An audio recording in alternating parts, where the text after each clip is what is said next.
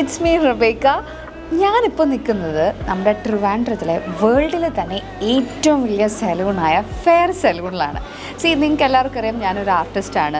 So ഞാൻ എല്ലാവരും hair colour ചെയ്യുന്ന കണ്ടപ്പോൾ എനിക്കും ഒരു കൊതി തോന്നിയിട്ട് ആക്ച്വലി ഹെയർ കളർ ചെയ്തതാണ്.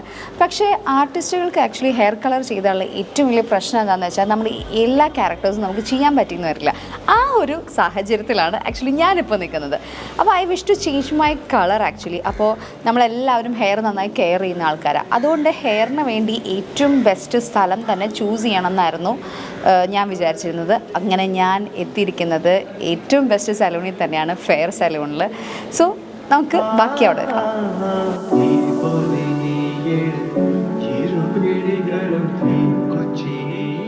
ശരിക്കും എനിക്ക് തന്നെ ഭയങ്കര പ്രയാസം തോന്നുന്നു കേട്ടോ, ഇത്രയും കളർ ചെയ്തിട്ട് പെട്ടെന്ന് ഷെയ്ഡ് ചെയ്യുന്നു.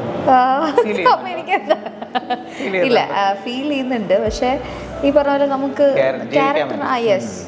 ക്യാരക്ടറിന് വേണ്ടി ചെയ്തല്ലേ പറ്റും. അതെ, ഓഫ് കോഴ്സ്.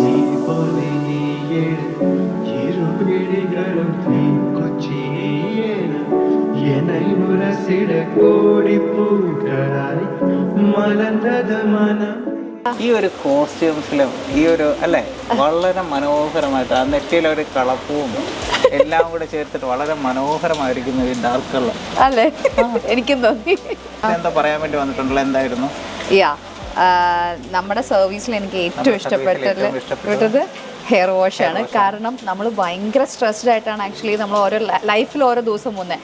ആ ഹെയർ വാഷിൻ്റെ സമയത്ത് നമുക്ക് കിട്ടുന്ന ഒരു 15 to 20 minutes ഉണ്ടല്ലോ, അയ്യോ, ഒരു ബോഡി മസാജും എല്ലാം കൂടിയുള്ളൊരു ഹെയർ വാഷായിരുന്നു. ഞാൻ ഭയങ്കര ഹാപ്പിയാണ്. ഞാനിപ്പോൾ പറയാം, മാർക്ക് മൈ വേർഡ്സ്, ട്രിവാൻഡ്രം അല്ല, കേരള അല്ല, ഇന്ത്യ, അതും കഴിഞ്ഞ് ലോകമെമ്പാടും അറിയാൻ പോകുന്ന ഒരു സലൂണാണ് നമ്മുടെ fair salon. Mark my words sir, seriously. Thank you very much. Yes.